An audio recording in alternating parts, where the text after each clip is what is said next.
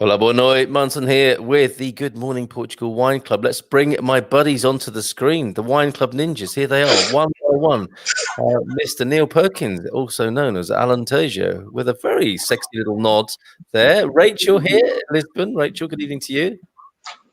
Hello. Hello. And over to Alvazra in Central Portugal. Hello. Hello, everybody. Hitler and Gary, who are sitting the other way around. It has thrown us. You'll also notice the absence of Frank the Hat, who, of course, because it's Thanksgiving Day in North America, he is on family business. And happy Thanksgiving to all our American friends. How has that been for each of us here? Probably more prominent for you, Rachel, than anyone else in this group. Well, Canadian Thanksgiving was last month. Oh, he didn't mention it. Okay, all right. We are a little bit early. Oh, okay. And when's that? It's not the fourth Thursday then, like the most famous. No, in Canada it's the second. I believe the second Monday in October. Oh, okay. Right. Yeah. Yeah, I guess that's very Canadian, isn't it, to be a little bit different like that? But yeah, happy Thanksgiving to all our American buddies. Linda and Gary, have you ever celebrated Thanksgiving? No, not really. I mean, I only got to have sort of bare bones appreciation for what it's about. So, no, not to be honest. Okay. It's not widely celebrated so far. Neil, can you improve upon that? Celebrate, thank goodness. That's about it. Is that every morning? It's thank goodness. Oh, brilliant.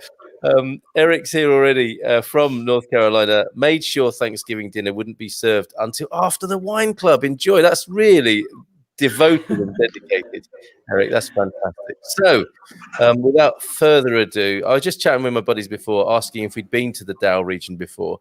And I was a bit shocked to remember, actually, we weren't that bothered, were we, with the first Dow wine? Do you guys remember it? Do you want to say anything about it? No. You don't want to say anything about it. All right. Let me put another nail in the coffin of Cabrige then. Well, I think the thing was we weren't that. I mean, it was good. It was nice enough. It wasn't terrible wine. Let's face it. And we're also quite spoiled, it has to be said. But it had a little bit of that thing we're a bit averse to, I think, in the wine club here. It felt like a corporation wine, an over-marketed wine. And we didn't take well to that, did we? The little label on it that said top wine and all that sort of stuff. Just marketing, basically. But it wasn't about that particular wine. It was just Cabrige in general. Had won so many gold awards, but not that particular wine, obviously. Certainly not that wine. But as I said, we've had Cabrige in Jersey. We drank Cabrige fairly regularly. It was one of the ones you could get over there, and it was nice, but it was different to that one for certain, and it was fine. But Dow isn't my favourite region for certain. Really? It's a really, really light wine. It's more like a French wine as far as I'm concerned. I was chatting to a chap not long ago, a week or two ago, and he that's exactly his preference, is very light wines, light dry wines, which I found pretty much every Dow that I've had so far that's what it's been like. It's not a big, deep ruby red wine. It's generally, from what I've drunk so far, but I've not drunk that many because they're not really my cup of tea so far. Interesting comment already there about the sort of Dow personality, I think. And what I really liked about, not the Cabrige one, but I had Dow a couple of weeks ago, which I thought would make it to this event. But like, you know what happens in my house, it gets when Mrs. M decides she's drinking again, it's like, have we got any wine? And then that one got drunk. And I really liked it because, you know, I live in the Bairrada region, which I mention every week. And the wines of the Bairrada are pretty robust and bold, aren't they? They have great wines from there. Yeah. And for people who like a bold red, it's a great region. And I think I was getting a bit kind of bowled over and thinking, actually, I wouldn't mind tempering this and balancing this with something a bit more subtle. Tried a Dow wine and really liked it, and then thought I'm going to stay there for this tasting. But I feel a bit concerned now because I think among you, I mean, Neil, certainly you like a bold, robust red, don't you?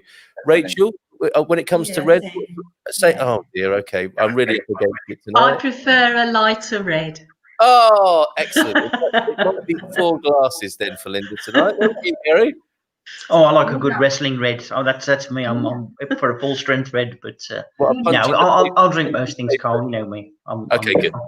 And you remain open-minded. Fantastic. Have you actually got the said wine? We are looking at tonight's. I haven't got. I hunted and couldn't find it, but I have got a Dow. It's a very similar shaped bottle, and it does say red Dow on it. It's a 2018. Yours is 2016, isn't it? It is, yeah. 2017. Oh, we'll split the differences then. Linda and Gary got 2017. Rachel's got 2017. Neil has a Dow. Paul Williams has been able to get the right one, but a 2017, like you guys. Wonder why it's named Cancel Stone. We might find out when we scratch the surface of the winemaker in just a moment. Also saying good evening tonight to Marcos Vabon, who says, hello, guys. Hello to you. Where are you, Marcos, tonight? Do let us know. So let's do a little bit of the background. The bar's been raised, isn't it? Like back in the day, we used to just open a bottle of wine, taste it, and chat for an hour. And then suddenly we're talking about Sophia Loren, and Neil's taking us on a presentation tour, and it's like everything's changed, and it's all got a little bit intimidating. But let's start off if I share my screen with you and just give you the straight up Wikipedia background of the Dow region. Unfortunately, the map that I've got in the Wikipedia selection, it doesn't really place the Dow too well on the Portugal map, but let's see if we can improve on that. Portuguese wine region situated in these are some good Portuguese vocabulary. Região demarcada do Douro, with the Douro La Foix sub-region of the central. So we are talking about central Portugal. For those of you who are very good at Portuguese geography, we're looking at south of Douro, aren't we there? I think. Yeah. And with these names that, Baixavuga, I know there's a railway line there. The Beira Interior Norte, these are areas that sound really ancient, which I think it does give you a bit of a hint of what the Dow is all about. Is one of the oldest, there you go, one of the oldest established wine regions in Portugal. Dow wine is produced in a mountainous region with a temperate climate in the area of the Rio Mondego. So that'll be the river that runs through Coimbra and the Dow River itself in the north central region of Portugal. The region became a DOC. That's the important thing here. I was talking about cheese this morning. Cheeses have a DOP as a certification and to place them and to verify them. Wines in Portugal have a DOC, which is a Denominação de Origem Controlada, and it got that designation only in 1990. The Dow region, this is interesting, I think. The Dow region is the origin of the Touriga Nacional vine that is the principal component of port wine. And Touriga Nacional has featured really heavily, hasn't it, in all the tastings that we've done. The other thing that I wanted to tell you about was something to do with the Dow was first recognized as a region in 1908. And in the 1940s, to improve the quality of the wine from the region and to promote some sort of national identity, the government of Prime Minister Salazar instituted new regulations establishing the mandatory use of cooperatives in the region. These cooperatives would have had exclusive privilege to the grapes grown in the region and were charged with making the wine that would be sold to private merchants. But despite this good intention, the regulations had an adverse effect on the Dow wine region, promoting stagnation due to a lack of competition, with some cooperative firms releasing inferior quality wine and even practicing unhygienic winemaking. I don't know what that means. In 1979, Portugal's application to the EU prompted authorities to overturn these rules as the EU discouraged monopolistic practices in the wine industry, which I think is an interesting political side note there, about how, you're in a dictatorship, but it's being run like communism, where they're saying, you can only use these cooperatives. It's bizarre, isn't it? How politics works, how you're thinking like far right then becomes communism in this instance. And then the EU steps in. So maybe less said about that, the better. Let's have a look at the specific. Yes, says Gary. it's a sore point. Yeah, okay. Let's move on and talk about specifically the winemaker itself. Rachel, you might be able to help us here. Cancelled stone. Does that make any sense to you? Pedra Cancela. I don't think this means cancelled. Oh, okay. Or else it would have been cancelado, but it's cancela. In Brazil, cancela can be a gate at a farm. Oh, that sounds better. Yeah. Yeah, a stone gate. That makes. We'll go with that. We'll go with that for tonight. Looking at wine. Okay, that's good, Rita. Winesearcher.com. That's executive production from Rita in the Alentejo there, just off screen. Looking at Winesearcher, what they have to say about it. The critic score is 88 out of 100, and the user rating 4.5 out of 5. Described as rich and intense, and I'm sure both Rachel and Neil will be the judge of that tonight. Produced by João Paulo Gouvier, the winemaker's selection, indicative blend, Tinto Roriz, Alfrocheiro, and Touriga Nacional. This is the third most popular wine from the Douro region. Moreover, this wine has been getting more popular over the past year. This is more affordable than many wines from the Douro. The price has been stable over the past year, and it says it's difficult to find. We've done fairly well tonight, I think, with that. And let's have a look at the lovely website of the producer itself. This is made by Luzavini, which I think, like a lot of producers in Portugal, I'm being asked if I'm old enough to drink. I think I can safely say yes. Don't want to go to your shop just yet, but there you go. Luzavini, Vineyards de Portugal there, and we could do we might come back to the 360-degree tour, but it looks really nice, and it looks like another place for us to put on our list of look at that, of visits for the wine club. I think when everything gets back to normal, as it were, I think this should be on our list of places to visit. So, without further ado, should we pour some? Or were you thinking, God, Carl, get on with it? Because yes, we really should be drinking this by now. 20 past. So, on the nose, everybody. What are we thinking? How long have you had it open, guys? Nearly 2 hours. About an hour for us. Did you have a sip? About 1 hour, 1.5. Okay, good effort, everybody. Did you take a sip at that point? I did, yeah. And what was your early response, Rachel? I thought that it was nice, fruity, not very strong, but very nice. I am curious now to see how it's changed. Okay, Neil? Vinegar springs to mind. Okay. Oh yes, you're not strictly on the one we've got here. Mine is different. I think mine is a blend of about 7 different grapes. You're clearly not impressed either. And it's very, very light. You can see. Yeah. Yeah, let's do those things, because this is not an inky deep red. I'm holding it up to a studio light, so it's virtually see-through. Is it? Okay. You're so not impressed, I can tell already. No, Linda and Gary, what were your first impressions upon opening?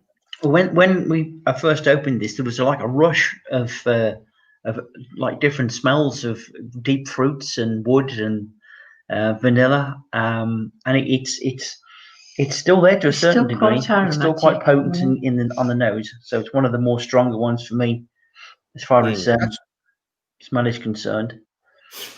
Okay, Paul, let us know as well. Paul Williams. So let's have a sleuth.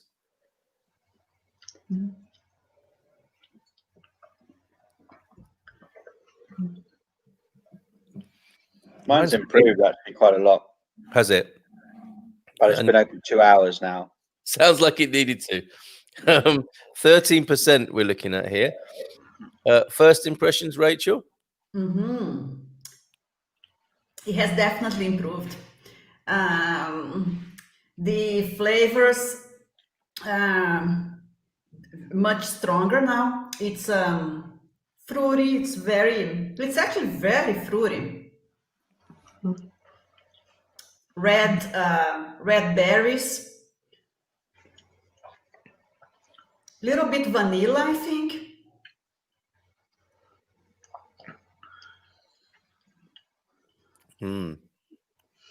Cherry. I can taste cherry.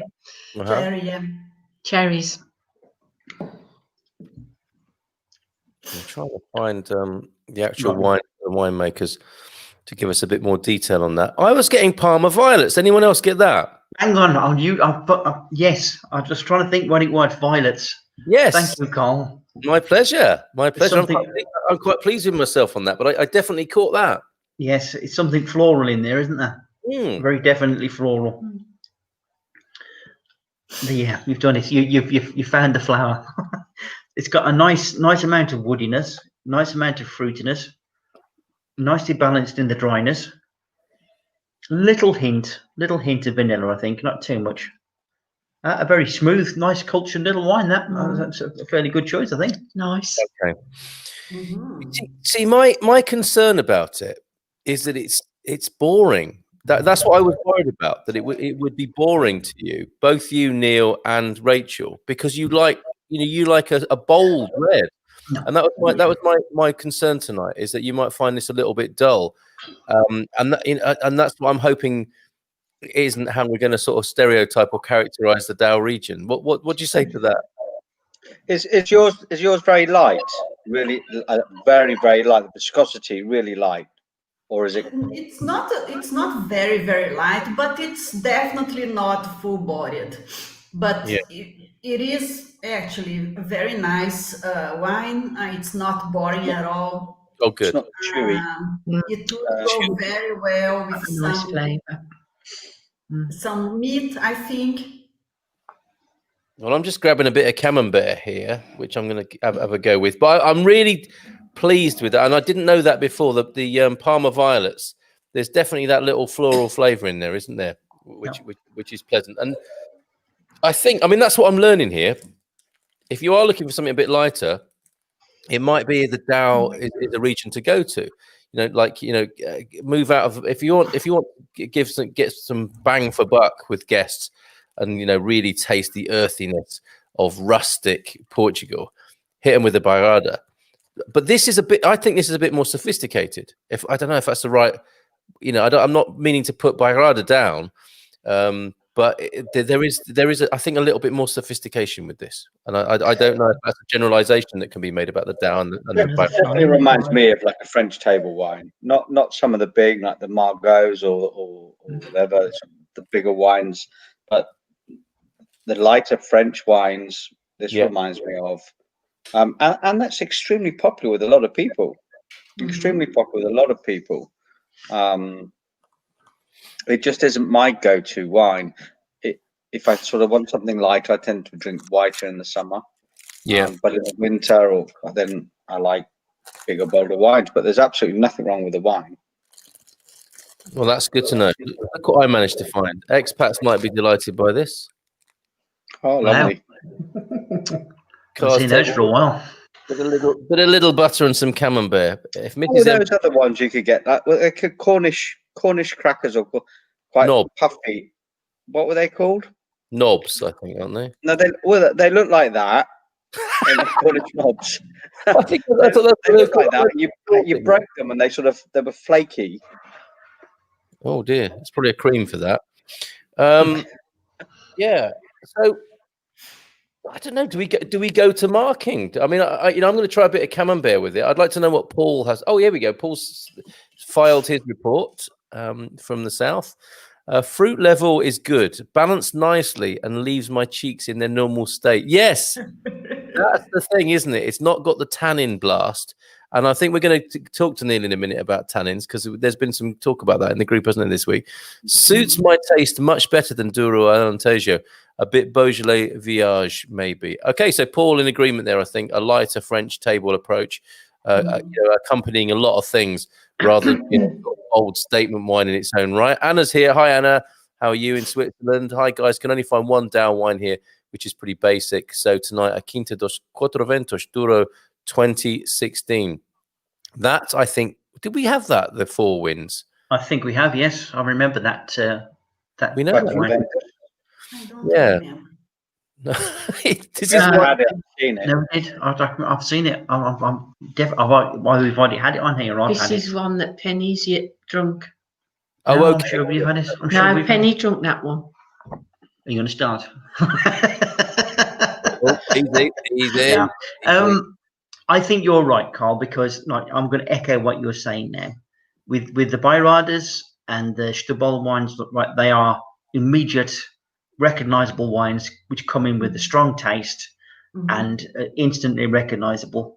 These fellows are in the Dow and the Douro. You have to search a bit more for the taste, and there's more levels to them, so they tend to be a bit longer on the taste. So I think we are starting to become a bit more educated now in our tastes and a bit more refined, dare I say it. And I'm almost beginning now to be able to tell a northern wine from a southern wine by the taste of what it is, because it's a little bit more French, it's a little bit lighter, it's a little bit more structured and leveled. So yeah, I agree with you. I think I agree with you on this. We must be learning something. We must be doing something right. I think it's amazing. I'm really chuffed to think that we might even go to a blind tasting one day and be able to say that to me it tastes a bit northern or whatever, and get the region right. That'll be fun to look forward to one day. Marcos Valbon is in the Douro Valley tonight. Are you in the wine trade there, Marcos? Should we be speaking to you? I am going to be talking to Chris at Cortain Wines soon.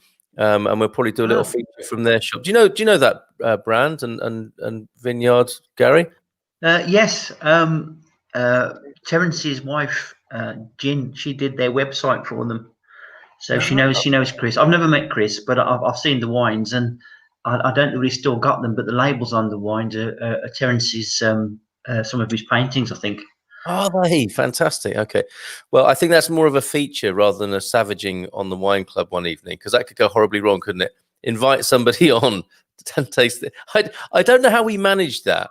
When we've had a bit of a David and Goliath kind of competition with Matthias Rosé or Cabrige, we felt quite able, haven't we, to say, yeah, it's all about corporates and marketing and stuff like that, because we're sticking it to the corporate man. But I don't think we can bring smaller producers on, can we, and then pan their wines? Well, I think you have to be honest. I mean, if it doesn't hit the mark, then you've got to be fairly honest. If the big guys fall short of the mark, then they deserve it. But you've got to be honest. It's no good saying that, it's lovely and it's great when it's not. If it doesn't hit the button, then you've got to be honest about it. All right, we're going Dragon's Den. We're going Dragon's Den on this, and the wine ninjas of the Good Morning Portugal Wine Club are open to producers coming with their goods on a Thursday night. And we'll go through it now that we're much more sophisticated in our palates.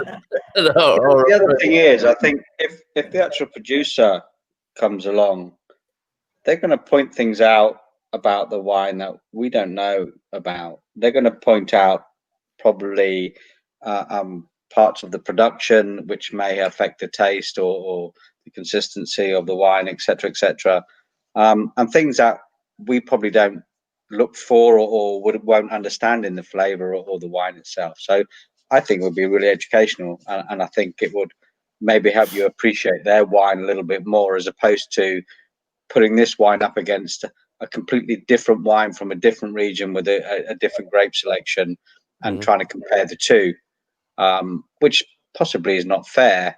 So they may well be able to put some light as to why their wine is like it is, which may give you a better appreciation of that particular wine. Okay, brilliant. Let's bring it on then. Let's do it. And any producers who want to join us for an evening and teach us about their wine in that spirit, that'll be fantastic. Safiro, Joel up in Porto, boa noite to you, my friend, and boa noite to Eduardo Santos in Brazil this evening. It was good fun talking with you via Joanne last night. That was a fascinating interview, talking about her Latin lovers. Her lovers, one of them Latin, one of them German, and now she's looking for an English pen pal. If there are any single male candidates who are interested in meeting the lovely Joanna I was speaking to last night. Anna, tell us how your wine is. You're the Four Winds Douro. How was that for you? And oh, who's that? Okay, I thought somebody said something there. I think you'll find older it has the high. I'm hearing things. It has the high tannin, high acid of Nebbiolo, which you don't want to consume young. Okay, and this is another aspect of wine that Neil's really introduced us to is buying them to lay them down and letting them get out of their teenage rebellious phase and mellow nicely, like the rest of us here, apart from you, Rachel. Brand new expat here, Jenki, joining in the fun with a Douro Puro Torigacha.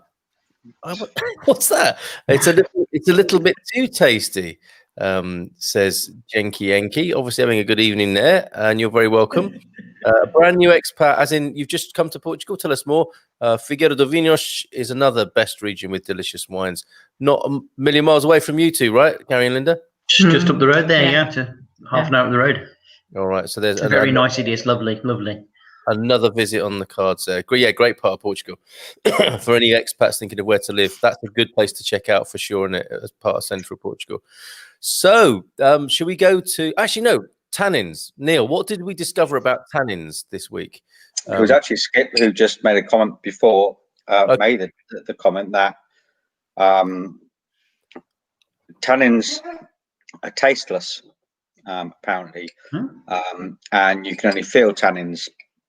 And so if I was sort of under the illusion that when you get this feeling up the back of your mouth, up the side of the tongue, on your gums, etc., which is caused by the tannins,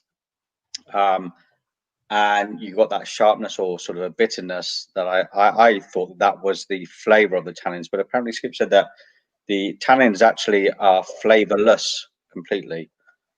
So that's not what we're feeling. The tannins, I believe, are that thing that makes your mouth sort of draw in or whatever, and that's down to the structure of the tannins, whether they're a harsh molecule or a rounded molecule, and that they break down over a period of time, which is one thing I know that the oak does. It helps to break them down. Also, oxygen can help to break them down and smooth them out and make them more mellow. But I would say this is very low tannin content, because I'm not really getting any of that draw in my mouth. Although it feels quite dry, that could well be the alcohol or the acidity as opposed to the tannins. But Skip looks like Skip's listening, so he may well come on and give his views. Mine is really coming on nicely. And this is another thing we've learned, hasn't it, as to how the thing changes as the hour goes on. It's tasting really fruity in the glass. It's going really well with my camembert. This is turning into a fabulous evening for me. Anna says, my producer friend would be good to have to join, but probably needs to wait until I can go over their tech issue to sort out. That's just a way of you inviting yourself in on this. But we're fine with that, Anna. And we look forward to your company and that visit to Quinta de Carapesos, I imagine. That sounds great. And Skip, saying tannins are very astringent and drying. Think of overbrewed black tea. We know that, don't we? When you've got your builder's tea and you've left the tea bag in too long, and you come to that and you win with an overbrewed cuppa. Fantastic. Facebook user, good evening all. I never made it to the store this week to see what they had in Portuguese wines. Too much Thanksgiving craziness. So I'm sipping a New Zealand Sauvignon Blanc, a new world with you guys. Very crisp. Sounds nice. Acids cause the opposite reaction of salivating. Oh, okay. So it just kind of dries you up. Interesting. Like an unripe banana sensation, I guess, as well. Okay. So should we do a little bit of scoring? Sure. Yeah. Okay. Let's start with Linda and Gary. First thing I need to ask you, Linda, how many glasses? This is my second. About to go on to the third. But I like this. It's not too heavy. Got a nice fruity flavour. Tannins are quite low, not very spicy. So this suits me fine. I'm going to give it a 4.25. I'm chuffed with that. Excellent. Thank you. It's a lovely, well-balanced wine. I think this would go just as a drink out on its own, or it will go as you're doing there, eating. It's smooth, it's fruity, It's got a nice little sort of thing going on with the aromas and the tastes. I like it. I like it quite a lot. So I'm going to go for a 4.6. I like that. I'll buy that again anytime. Upset. That's. I mean, it just upset my prejudices. How I thought this was going. The closer we were getting to this, the more I was dreading it in a way, because we were at Wine 22, and we've had some amazing experiences, and I was thinking this will be good, but I don't know if it will be amazing or will blow anybody away. Rachel, what do you think? So I like it. It's a nice wine. It's well balanced. I agree with Gary that it's to me it's very easy drinking.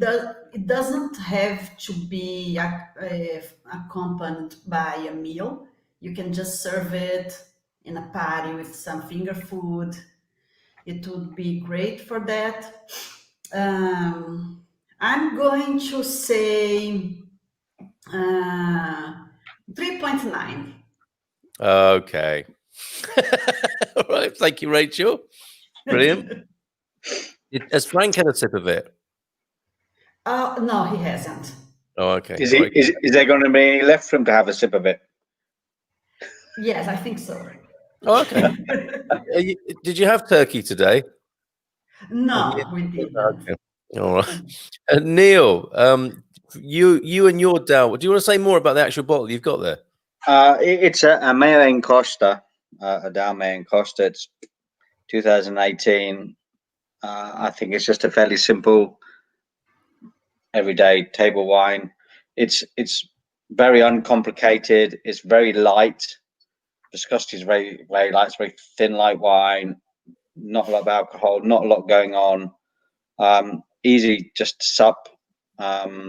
So like you said, I think if you wanted to open something simple at lunchtime without having to worry about having to go to sleep in the afternoon, with a bit of lunch, it will do the job. Not big on tannins. It's not going to last long, I don't think. I think it will be ready to drink now and maybe for the next year or two, but probably not much longer after that. There's nothing wrong with it. Nothing wrong with it, and it's a great everyday little wine for maybe for lunchtime. Is it what I would choose to drink? No, but there's nothing wrong with it as a wine. I think probably I'll be looking at probably a 3.5. I just think it's uncomplicated. There's not a lot to it. I'll be perfectly honest with you. I think, but mine is completely different to what you're drinking. So I really wish I managed to find that, so I really could compare apples with apples. You come back to it. I hope you see it one day and think, the old Pedra Cancela, I'll give that a go, and then get back to us on that. Yeah, we looked in 2 places and just couldn't find it. So I got. I mean, for you, that's a 200-kilometer round trip, isn't it? Going to 2 supermarkets. Just about.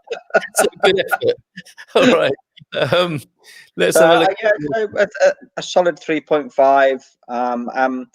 Because I can't say there's anything wrong with it. I don't dislike it. I think isn't a lot. There just isn't. There's no real complexity. But that's this wine we're talking about, the one that I've got, not yours. So yeah, fair point. And I think for us, and I was going to include you, but obviously, we, as you've noted, there, it's a different wine. This one is, I think it's still in the feather of the cap of Portuguese wines. It hasn't let the Portuguese side down. And what we're debating really is, is it amazing or not? I mean, it's absolutely perfectly serviceable, I think, is the consensus here. And then above and beyond that, it's down to personal taste. So I think it's doing Portugal proud on that level. Hi, guys. I just started watching the program and drinking the wine Pedra Cancela DAO. Marco, are you the student? Yes, you are, aren't you? Student Marco. You have the best English teacher. I wish I had an English teacher giving me bottles of wine. Yeah. And here she is. Sally is here. Hello, all. I've watched the Wine Club a few times, but this is the first time I'm tasting while watching. Enjoying learning more about wine, Sally in Lisbon. Let us know what you think, Sally. I don't know. Do I take from that you're kind of early on in your wine tasting process journey education? because I mean, some of us here absolutely have been on that journey. It'd be interesting to know where you are with that, and absolutely what you think about this particular wine, because you posted up a photo of it. And you managed to track it down in Lisbon. So really interested to know what you think about it. And yes, you are the best English teacher ever. Marco, you're a very lucky student. It's Xander drinking the Sauvignon. I wonder why I came up FBUs. Thank you for outing yourself there, Xander. We've also got Jenki Enki coming back with, also got Brie with prosciutto and prosciutto. How do you say that? Prosciutto. And cucumber on crackers. Loving life. Sounds like it. New to Portugal.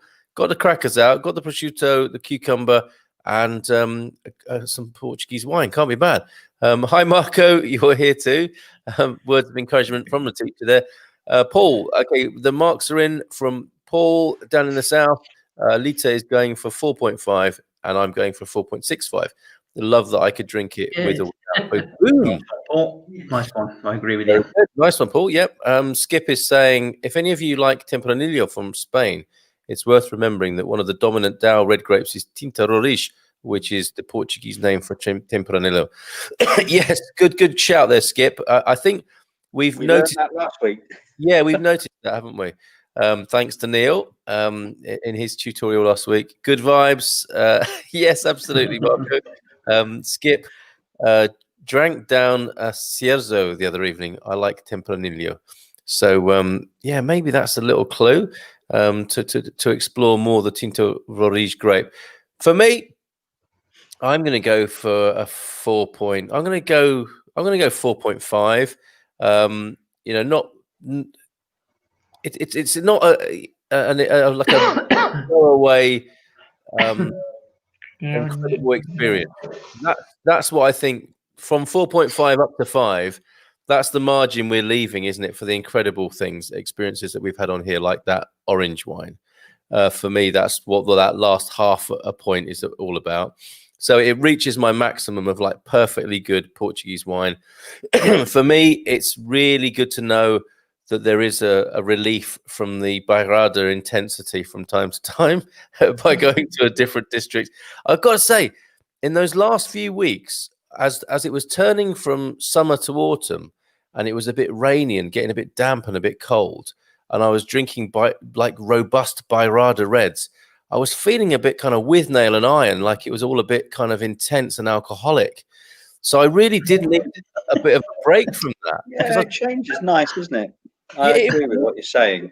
Yeah, it was so good to find the contrast, because I was drinking a little bit of Bairrada red every night pretty much, and I was just feeling like a bit of an old acidic soak after a while. No disrespect to the wines, it was my own personal habits that put me in that position.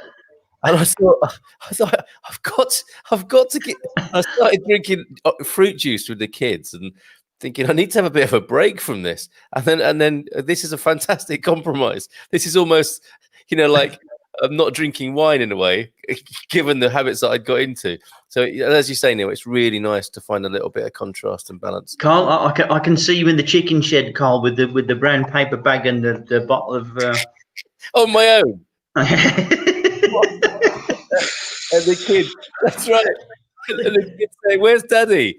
And Louise is saying, "He's with the chickens. He's feeding the chickens again." Are we going to see him this week? Maybe. Wouldn't mind. That's the 4th time this morning. He's collecting eggs again. Beautiful colour, says Marco. Soft body, and I'm liking this. He's an outstanding student as well, isn't he? I mean, not only putting together a few brilliant English sentences here, but a little poetry as well. Beautiful colour, soft body, and it's sweet and a little bit fresh. He could be talking about any number of things there, but I'm presuming the wine. English Lisboa from Sally. I love wine, but I haven't tried enough. While really thinking about it. Thanks to my student Marco and the show, I'm learning more and will be paying more attention when I drink from now on. That's something to tell the examining board, isn't it? That you have been very rigorous with your research, and you've joined several wine clubs to help your students improve their English. Nice one, Sally. Anna saying, you had a Portuguese orange wine? From where? Well, Anna, what's the guy's name again? It's Pedra Cancela. Yeah, Pedra Cancela is the vineyard, is the vineyard wine producer.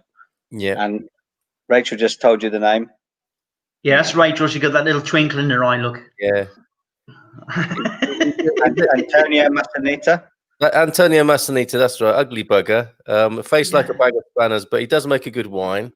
And it was his Clockwork Orange that we tried, Eloise's suggestion. And it was quite an experience that night, wasn't it? No oranges were harmed in the making of that, but it's called orange wine.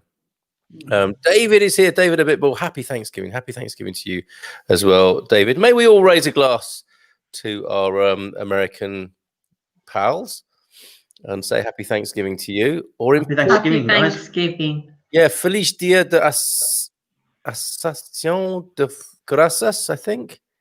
Yeah. Nearly. Okay, that's good enough. That's good enough. So there you go. That's been our Pedra Cancela, Selección de Enologio, the winemaker selection of the Pedra Cancela, made by, what's the place called again? Luso Vini. Vinos de Portugal. Fantastic. Nice. Okay. And yeah, very nice. Good marks there for the wine. Dinner is ready. Better go and eat. Take care, Eric. Have a great celebration with your loved ones there. Good evening, ladies and gents. See you in the man cave. Oh, yes, man cave tomorrow night. See you then. And Skip saying cheers from Alaska. Fantastic. Cheers, Skip. Cheers to you, Skip. Nice to have met you this week. Where are we off to? Whose turn is it next week? Is it the Rachel and Frank house? It's Penny, isn't it? Penny, isn't it? Yeah. Do we remember what she was saying? Do I go to? Well, will I find it in our WhatsApp group? Yeah, you will. What is it? Lua Shea. Lua Shea. Lua Moon, is it? Lua Shea. Yeah, full sounds moon. a bit like a revolutionary, doesn't it? Yeah. Full moon, beautiful. Lua, that's right. Lua Shea and Vinha Velhas. In old vines. Yeah. Yes, I'll put that. Oh, that's so poetic as well, isn't it? Hold on a minute. I've lost you. Oh, there we go. Yeah, pop in that in the comments so you can join us next week. Penny will be back with this one, the Lua Shea, and she's managed to source that in the UK. So shame on us if we can't find it over here for next week. Any closing? You guys found it, haven't you? I found one wine producer that had it that would ship, but they were out of stock. But you found it, haven't you? Yeah, it's actually the same company that Penny used to ship it to the UK, but they're based in Portugal. Yeah, that's called Vinha or something. Vinho.co.uk, I think it is. Yeah. This is interesting. Thanks for that, Linda. Neil, let's continue our tannin discussion on the group board. I might be able to answer your headache question. Yeah, Skip, it wasn't me. It wasn't me that had the headache question. It was Paul, actually. It was Paul that mentioned certain French wines that he drank gave him a headache, and he wondered if it was the tannin content. It wasn't me. I'm far too experienced at drinking red wine to get headaches with it now. I don't know anything about them. I just drink a lot of them. No, yeah, it wasn't me that had the headache issue. It was Paul, actually, that mentioned. But I think it was a French wine that he mentioned if he drank, it gave him a headache. But my answer to that is stop drinking French wine. Exactly. That's your problem right there. My opinion about this wine is perfect to start with a dinner with friends eating starters from Marco Pinto there. Yeah, I mean, I don't know what you plan to go on to after. I mean, are you thinking of something a bit more full-bodied to go with the main course there, Marco? And what sort of starters as we go into our final minutes of the hour? Do let us know what your pairing might be. I'm really enjoying my bit of camembert here, and even my 9-year-old son is getting into the punning habit. He made the joke that I camembert my little brother. He said, I think something like that tonight. Oh right, I'm glad to hear you're not having a bad response. There you go from Skip in Alaska, who I think has got a little bit of sommelier training, I believe, as well. So another asset to our incredible community. People are joining us it seems, you know, a few people a week over at the Good Morning Portugal Wine Club. So do continue to join us, share your recommendations. Join us on a Thursday night from 9 or just after 9, where we pick a Portuguese wine and make the journey around Portugal. Unless there are any other comments from my fellow wine ninjas here, we'll draw a close there. Anything else for you to say, guys? Gary? I've just noticed, I was just 2 and 2 together on this with Frank, right? Ever since he made the shifty comments about the Queen, he's disappeared. What's going on here? That's true. Thanksgiving. Have the boys been round and we haven't, you know, we're a bit, you know. He's in the tower. That was a little bit. Did warn him. Yeah, it was a bit sharp, wasn't it, this morning? His tongue, when I mentioned his ruler and his sovereign as a Canadian, he didn't really like it. I don't think. So you don't mess about with the Queen, do you? Let's be honest. Indeed. I mean, on that note, Gary, just while we're all together here, I know you don't have a fondness for Margaret Thatcher, and that's putting it mildly. Neil, I think you're not don't share the same view. Have you seen Maggie, the Iron Maiden?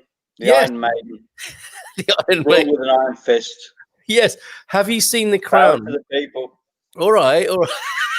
No, she certainly was about power to the people, was she? What are you making of The Crown? Have you seen it, Neil? Have you seen? I've tried twice. In fact, my second time was today. I tried to get in it, and it was like season 1, episode 1. Oh, don't bother with that. And I struggled. I have to say, I ended up not watching it the second time.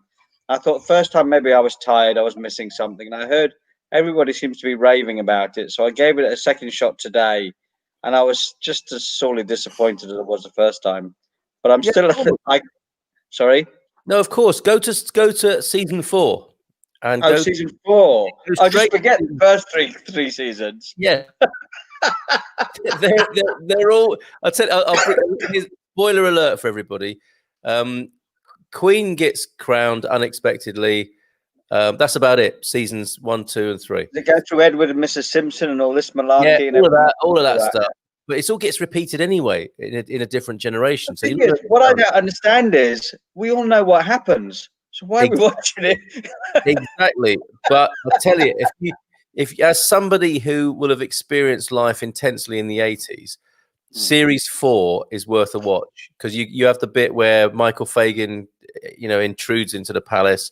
You have the arrival of Diana, and you have. Well, that was a bit more. It's a bit earlier again. Well, I have. If the miners' strike is in there, I've not seen that bit, but the play between Thatcher and the Queen is remarkable, because you've got Gillian Anderson playing Thatcher in the most incredible way.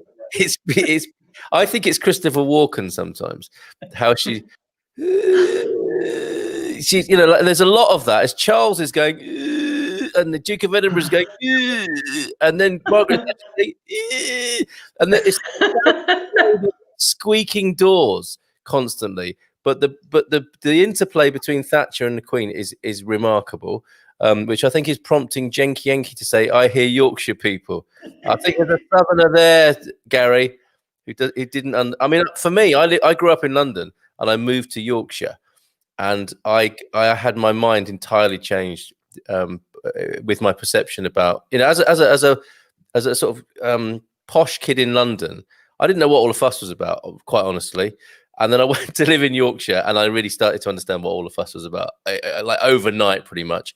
And I went to Chesterfield one night, and I saw actually a pit closure rally where Scargill and Tony Benn spoke on the stage, and it was the most amazing evening. And again, like you're saying, Neil, we know what happened there, but it was the most amazing things. Yeah, it is. I mean, to your man there in Yorkshire, it must be a painful, still sort of sore spot to touch. So sometimes it's best to leave it. I mean, I know me and Neil had a debate one night, didn't we, Neil? We had cross swords. I don't remember. I was drunk. I still love him. Don't worry, I still love him. Yes, absolutely. On this Thanksgiving Day, we're thankful for all of you. Oh, that's really nice, Sandra. If that's you, thank you, and have the great rest of your Thanksgiving over there in the States. Not sommelier training, doing WSET 4 and French wine scholar. We'll have to get. That doesn't count if it's only French wine. Yeah, what's that all about, Skip? Come on. But maybe we'll have you on anyway. It's Cabernet Sauvignon that is my nemesis. Paul, is that the red and the white both? Is it the grape itself, or is it just the red? Or be interesting to know. Skip may be able to help there. Yes, indeed. In the nemesis, you can imagine him as a sort of wine drinking superhero who meets Cabernet Sauvignon in one of the scenes, and is a big. Yes. I like ever since the Expats. That's Julian. Cabernet Sauvignon is my kryptonite. you can see you can see the baddies, like, how do we stop this guy? I understand. He can't bear to be in the same room as Cabernet Sauvignon. And there's a fight scene in an off license, presumably. There's a big old battle in an off license, and the Cabernet Sauvignon smashes on the floor, and Paul is riveted, like frozen on the spot. And then, you know, it follows on from there. I'm liking the sound of this movie, and you should play. I was going to say you should play yourself in that, which doesn't sound right. I thank everybody for their forbearance, patience, and attendance this evening on the Good Morning Portugal Wine Club. Thanks, guys. Thanks, Neil. Thanks, Rachel. Thanks, Linda and Gary. And to everybody else who's joined us, all you lovely people. Hold on a minute. Paul is coming back with that movie idea. No, Neil, I love Sauvignon Blanc. I know, but it gives you a headache. What I was saying is it the red one that gives you a headache, the red wine, or the white wine, or both? Is it the Sauvignon grape that gives you the headache? Okay, to be continued in true Marvel style. You're gonna have to buy next week's comic to find out which grape it is, Neil. I tried going to the cinema every week, wasn't it? Going paying your 2 pence and going for the Saturday matinee to see what happens the next week.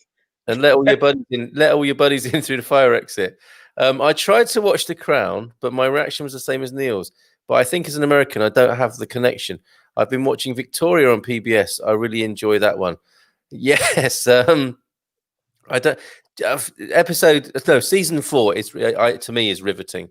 But I understand that. I understand that you might not be you might not get some of the references in there as an American. Thank you, folks. Take good care. We'll see you in this same spot next week, and I'll be on the Good Morning Portugal show in the morning with a lovely guest, actually, who you know, Gary. What should I expect from Jennifer? Jennifer's lovely. You will absolutely adore Jennifer. I guarantee it. That sounds like fun. And then you and I will be together in the Expat Man Cave. We will. We will indeed. And see if we can get Frank out of the tower. Yes. I'll talk to the ambassador about it. Obviously. Okay, then fair enough. You are like that, aren't you? You're a bit buddy with the ambassador. Absolutely. Neil, if you could come to the Expat Man Cave for at least 5 minutes and put Mad Dog McCrossan out of his misery, that'd be fantastic. He's getting worried. He's really worried. Yeah, I might come with some like gaffer tape across my mouth and cable ties. That'd be great. With a little mask. With help written on a piece of wood that you scratch with your own fingernails. Yeah, if you could do that, that'd be awesome. Cheers. All right. Bye for now, everybody. Ciao, ciao. Good night.